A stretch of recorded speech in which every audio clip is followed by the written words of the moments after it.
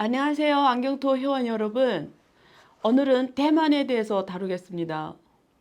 20일이죠. 5월 20일. 대만은 라이칭더가 집권을 시작을 했습니다.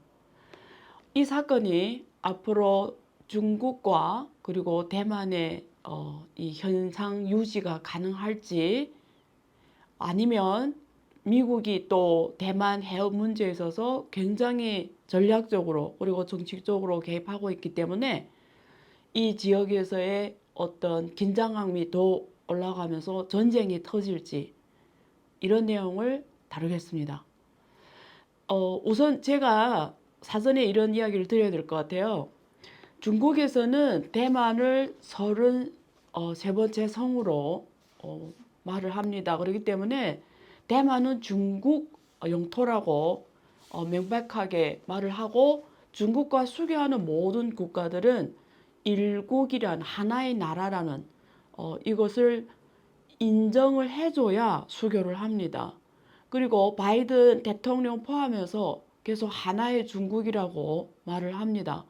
그래야 수교가 되고 그게 기본 전제예요. 그래서 중국에서는 대만 총통 이런 표현을 쓸 수가 없습니다. 대만 지역의 영도자 이렇게 표현할 수가 있어요. 그래서 제가 어쨌든 저의 이 안경토 중국 문제를 다룰 때 저의 포커스는 초점은 중국의 생각을 전달해 주는 거잖아요. 중국의 생각을 전달해 줌으로써 여러분들이 미국 쪽에 나오는 정보와 중국 쪽에 나오는 정보를 여러분들이 양 측면에서 다 듣고 스스로 여러분 사업을 하든 자기 어떤 기획을 하든 미래를 그리든 스스로 지혜로운 판단을 내리게 하는 것이 제가 안경토하는 취지입니다. 그래서 오늘은 첫 번째 중국 입장에서 중국 정부가 어떻게 생각하는지를 말씀드리고 제가 안유화의 뷰를 말씀드리겠습니다. 첫째, 중국에 있어서 대만은 앞에서 이야기한 대로 세 번째 성이기 때문에 반드시 수복해야 되는 통일 문제입니다. 두 번째, 중국한테서 이 문제는 첫째 꼭 해결돼야 된다. 통일, 그러니까 평화 통일, 옛날에 이런 표현을 많이 썼어요. 평화 통일해야 된다. 요즘에는 평화 통일을 이야기하지만 평화라는 내용에 초점을 맞추기보다 통일을 해야 된다. 그런데 그 통일 과정이 만약에 상황상 평화 실현이 어려우면 무력을 통한 통일도 배제하지는 않는다 이런 표현을 쓰고 있습니다.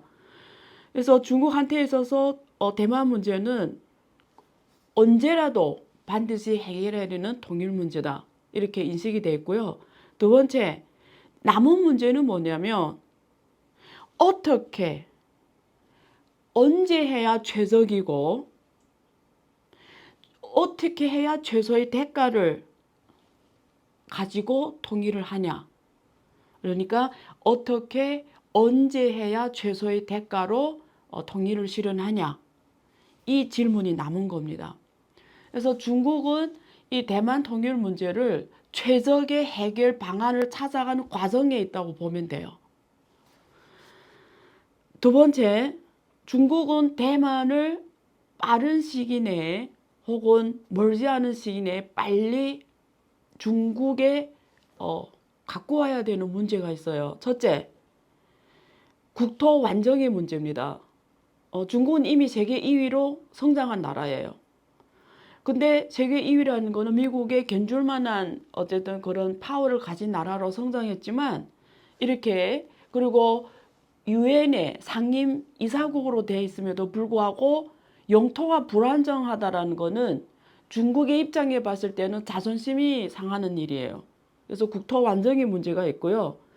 두 번째는 여러분이 잘 알겠지만 미국이 중국을 견제하죠. 이제는 중국의 더는 중국의 발전이나 중국의 더 높은 상승에 대해서 확실하게 견제를 하고 또 백서를 몇 개의 백서 미국 백악관에서 몇 개의 백서 책을 몇 개 냈어요. 내가지고 홈페이지에 가면 다 나옵니다. 중국은 미국의 잠재적인 전략적 경쟁자 적이라고 표현하기도 합니다. 이미 이렇게 딱 정해놨기 때문에 과거의 관계로 돌아가는 건 이제 불가능합니다. 이건 팩트입니다. 그래서 중국을 지금 기술 견제, 그러니까 무역, 제조업, 기술, 국방, 금융 모든 면에서 중국을 견제하고 있습니다. 미국이. 이거는 이미 진행되고 있기 때문에 중국의 입장에서는 더 큰 발전을 위해서 미래를 위해서 자기의 경제 명맥을 확보해야 되는 문제가 있어요. 근데 대만은 반도체가 있습니다. 잘 아시겠지만 반도체가 있죠. TSMC가 특히 고첨단 반도체 제조 영역에서는 TSMC가 80% 이상을 TSMC가 제조하죠. 고급 사양에서는. 근데 대중화, 레거시 쪽 영역은 중국이 대부분 합니다. 많이 하고요. 그래서 지금 이 TSMC 반도체, 그러니까 대만은 반도체 산업이 공급망이 굉장히 잘 돼 있어요. 완벽하게 갖추고 있죠. 근데 중국이 지금 딱 모자라는 게 반도체입니다. 그래서 대만만 딱 중국에 통일이 되고 수복이 되면 중국 모든 산업의 공급망을 완벽하게 갖춘 유일한 나라가 됩니다. 현재에도 중국은 이미 유엔에 등록된 모든 산업이 완벽하게 존재한 나라는 지금 중국밖에 없어요. 근데 반도체는 경쟁력이 안 되는데 만약에 대만까지 이렇게 통일이 되면 이제는 완벽하게 생태계를 갖추고 심지어 세계 최고 기술 경쟁력까지 갖춘 완벽한 나라가 되는 거죠. 그래서 경제 명맥, 경제 안보, 국가 안보를 위해서라도 해야 되는 일입니다. 중국의 입장에서. 제가 지금 중국의 입장에서 먼저 설명을 드리는 거예요. 세 번째, 군사안보 면에서. 군사안보 면에서는 그 지도를 한번 보세요. 거기에 중국하고 제일 가까운 섬이 있는데 복건성 시아먼하고 마주보는 그 섬입니다. 거리가 70해리, 다시 말해서 130km밖에 안 돼요. 상해까지는 760km밖에 안 돼요. 무슨 말이냐면 미사일을 쏜다 하면 5분도 안 돼서 상해에 떨어집니다. 중국은 준비할 시간도 없이 미사일 폭격을 맞는 거예요. 근데 중국 경제는 연해 지역을 중심으로 해서 중국 GDP의 60, 70%가 포진되어 있어요. 중국은 큰 나라잖아요. 960만 제곱킬로미터. 근데 사실은 중간을 딱 자르면 서안, 저쪽은 서부 지역, 이쪽은 동부 지역인데 특히 연해 지역에 중국 경제 GDP의 6, 70을 하는데 특히 상해는 중국 경제 중심 심장이잖아요. 거기에 미사일 떨어진다면 중국 경제는 마비가 되는 거죠. 중국 경제 자체가 그냥 스톱이 되는 겁니다. 근데 만약에 대만이 미국의 영역에 들어갔다. 통제 영역에 들어갔다. 이러면 사실은 중국은 국토 안전면에서 사실은 군사 안면에서 끝나는 거예요. 그런 면에서도 절대 양보할 수 없는 문제이기 때문에 중국 정부는 모든 장소에서 이거는 중국이 최저 마지노선이라고 얘기한 이유입니다. 그러니까 이건 절대 양보할 수 없는 협상 테이블에 올라올 수 없는 문제다. 만약 이건 누가 이 문제를 터치하면 전쟁이다. 이런 정도로 이 문제를 이해하고 있습니다. 현재 그 대만 해협을 통과하는 물량은 전 세계 컨테이너의 50%, 전 세계 컨테이너의 50%가 이 대만 해협을 통과하고 있고요. 전 세계 대형 컨테이너의 88%가 이 대만 해협을 통과하고 있습니다. 이 중에 상당 부분이 일본과 한국의 컨테이너가 통과되고 있어요. 선박이. 왜? 중국, 한국, 일본이 다 제조 강국입니다. 제조 강국. 그러니까 여기가 가장 경제의 중심이라고 보시면 돼요. 그리고 태평양을 사이에 두고 미국을 바라보고 있죠. 일본이 중간에 있고, 그렇죠? 그래서 굉장히 민감한 지역이고 경제 안보 면에서 미국한테도 중요하고 한국한테도 중요하고 일본한테도 중요하고 중국한테도 중요한. 그래서 이게 보면은 영토 문제로 보이지만 사실 영토 문제가 아니라 발전 선진국과 발전 도상에 있는 국가 간의 관계이기도 하고요. 중국과 서방의 관계이기도 하고 중국과 미국의 관계이기도 하고요. 누가 이 세계를 하나의 빵으로 비교하면 이 세계 하나의 빵을 누가 통제하냐의 문제입니다. 본질은. 그래서 이게 중국이 대만을 통일하냐, 제가 중국의 입장에서 지금 말씀드리고 있는 거예요. 대만을 통일하냐, 이런 작은 문제를 넘어서서 전 세계의 선진국가, 발전도상에 있는 국가, 그리고 중국과 서방 국가, 그리고 중국과 미국 관계, 그리고 세계 경제 질서를 누가 컨트롤하냐, 그리고 전 세계 가버넌스 지배구조가 변화되는 정치, 문화, 경제가 집중된 문제입니다. 여기가 만약에 미국 통제권에 들어가면 미국 중심의 경제 질서가 계속 확보되는 거고, 여기가 만약에 중국이 수십 년간의 통일의 꿈이 이루어지면 여기는 중국이 세계 경제 질서에서 누구의 지배도 안 받는 완전한 독립적인 경제 질서를 구축하는 가장 중요한 전략적 승리를 가져오는 겁니다. 그래서 정말 중요한 문제죠. 그러면 앞으로 이 문제가 어떻게 될까요? 우리가 여기에서 독일의 서독과 동독의 통일을 참고를 할 수가 있는데요. 어느 하루아침에 통일된 걸로 우리가 알고 있잖아요. 근데 사실은 아닙니다. 이것만 기억하세요. 제가 옛날에 어디서 질문을 받았어요. 어느 채널에서 한국과 북한이 통일하는 거에 대해서 중국이 원하냐. 제가 그 사회자한테 이랬어요. 이런 바보 같은 질문을 하지 말라. 전 세계 모든 국가 누구라도 옆에 강하고 힘센, 경제도 강하고 군사도 강하고 모든 면에서 강한 국가가 옆에 존재하는 걸 원하는 국가는 아무도 없다. 한반도가 통일되면 북한과 한국, 한국과 북한, 어쨌든 한반도가 통일되면 북한의 핵이 있잖아요. 한국은 세계 경제 강국이잖아요. 경제, 군사 모두 강국입니다. 누가 받아들일까요? 중국도 똑같은 문제예요. 앞에서 설명드린 대로 중국은 대만이 33개 성으로 정식 통일되면 군사, 경제, 영토, 제조업 공급망이 지금 미국이 분리하겠다는 거잖아요. 그런 면에서 이제 누구한테 휘두르지 않은 가장 완벽한 국가가 되는 거예요. 어느 국가가 옆에 나라들이 원하겠어요? 한국이 원합니까? 일본이 원합니까? 미국이 원합니까? 인도 원할까요? 필리핀 원할까요? 베트남 원할까요? 불안을 느끼죠. 이거는 누구라도 마찬가지입니다. 그래서 독일이 동독하고 서독이 통일할 때 굉장히 대가가 컸어요. 그 대가를 제가 한번 정리해 봤습니다. 무엇을 포기했냐? 일단 구소련이 고르바초브 그때예요. 구소련이 동독은 구소련 쪽 영향 하에 있었잖아요. 구소련의 동의가 가능해야 되는 거예요. 그래서 고르바초브가 최종 동의합니다. 통일은 아름다운 꿈이라고 하면서 동의를 했죠. 근데 대가가 뭐냐면 나토 군대가 동독에 들어오면 안 된다. 군사훈련, 나토 군사훈련 동독 쪽에 이루어지면 안 된다. 그리고 당시에 독일에 속했던 영토가 있어요. 칼리닌 그라르스카야라는 어려운 이름이죠. 이 영토가 러시아에 줍니다. 그리고 구소련이 줍니다. 그리고 구소련이 50억 마르크의 대출을 줍니다.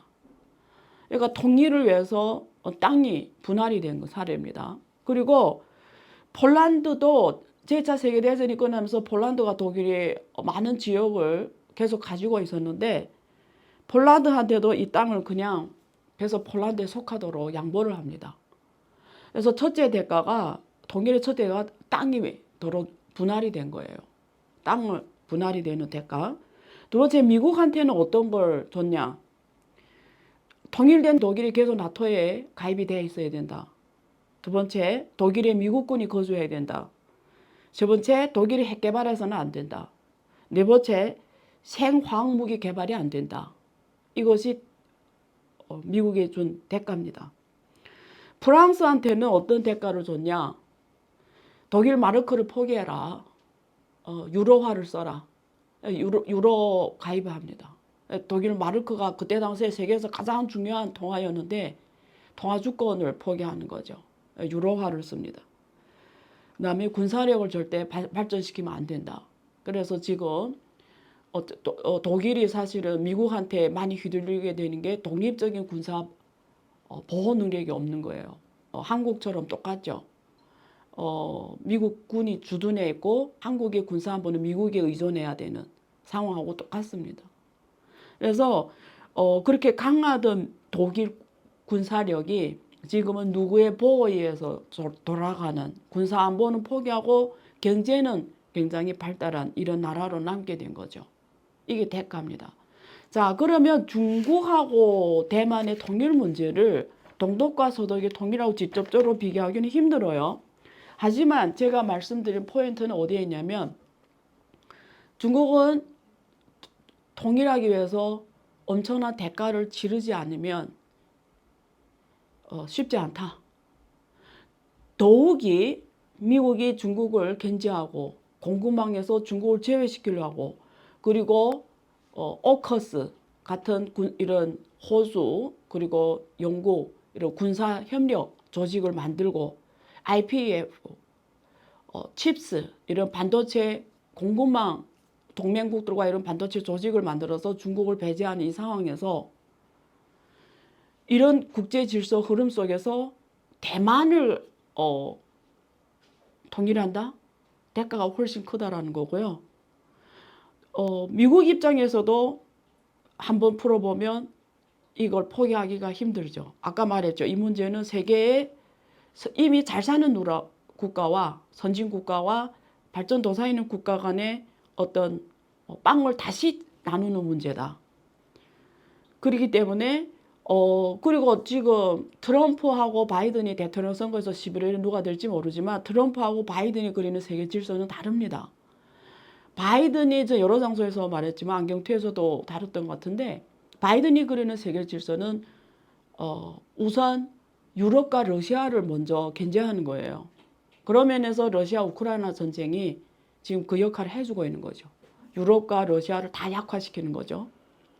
근데 트럼프 그리는 세계 질서는 중국이 가장 큰 적인 거예요. 중국을 먼저 해버리는 거예요. 그래서 중국을 해버린 방법 중에 하나는 금융수단이 있어요.